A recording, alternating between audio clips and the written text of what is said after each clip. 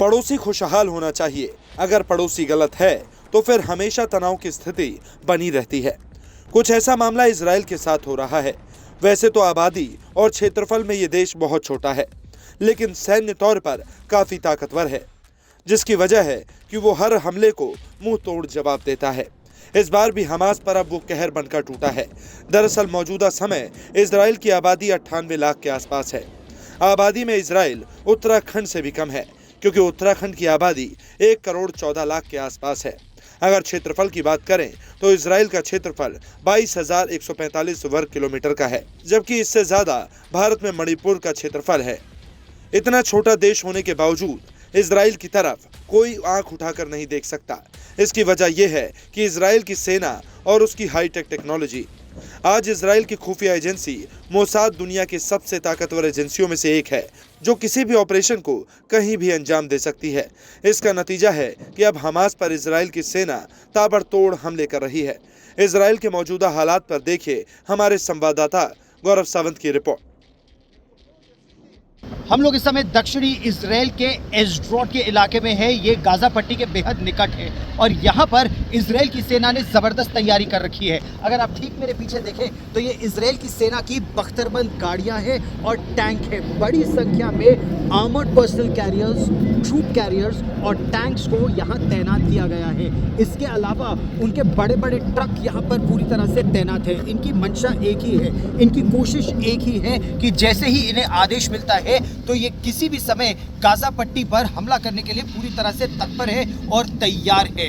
Israel की सेना इस समय गाजा पट्टी के निकट जहां पर फेंस 3-4 जगह उसमें ब्रीच था, वहां पर पूरी तरह से उनकी तैनाती है। उनके टैंक्स वहां पर तैनात हैं ताकि अब हमास के लड़ाके और आतंकवादी इस तरफ ना आ सके। वैसे ही एक सेना की टुकड़ी वहां पर सुरक्षा के लिए तैनात है और बाकी सेना की टुकड़ियां यहां पर तैनात है। F-16 और F-35 लड़ाकू विमानों से पूरी तरह आकाश में निगरानी रखी जा रही है।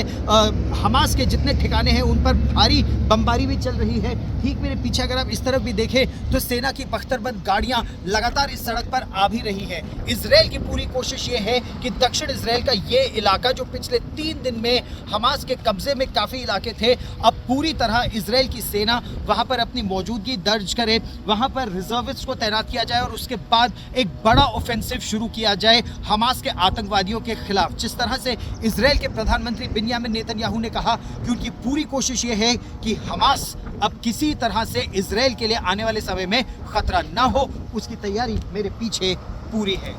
गौरव सावंत, दक्षिणी इजराइल आज तक। बता दें, इजराइल हर तरफ से दुश्मनों से घिरा है, लेकिन उससे अब तक जो भिड़ा है उसे शिकस्त ही मिली है। साल 1948 में इजराइल के बनने के साथ ही इसके करीब 8 पड़ोसी देशों ने मिलकर इस पर हमला कर दिया, लेकिन इजराइल की सेना ने अकेले सबको खदेड़ दिया। कहा जाता है कि एक साथ मिलकर 8 देशों की सेना भी इजराइल के सामने टिक नहीं पाई। दरअसल इजराइल एक यहूदी देश है और इसके तमाम पड़ोसी देश मुस्लिम हैं। अधिकतर पड़ोसी देशों से इजराइल की दुश्मनी है, जो कभी भी उस पर हमले को तैयार रहते हैं।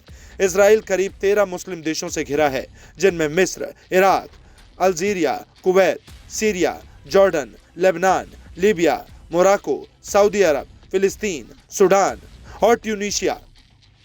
इजराइल और फिलिस्तीन के बीच तनातनी काफी पुरानी है। करीब 23 लाख फिलिस्तीनी नागरिकों की रिहायशी का ठिकाना बना गाजा पट्टी पर हमास ने साल 2007 में कब्जा कर दिया था।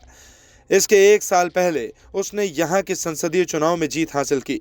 साल 2021 में इजराइल और हमास के बीच तनाव बढ़ गया, जिसके बाद मिस्र, कतर और संयुक्त राष्ट्र की मध्यस्थता से हालात को सामान्य किया गया था। दोनों में इस बात पर सहमति बनी कि गाजा में रह रहे लोगों को इजराइल में काम करने की इजाजत मिलेगी।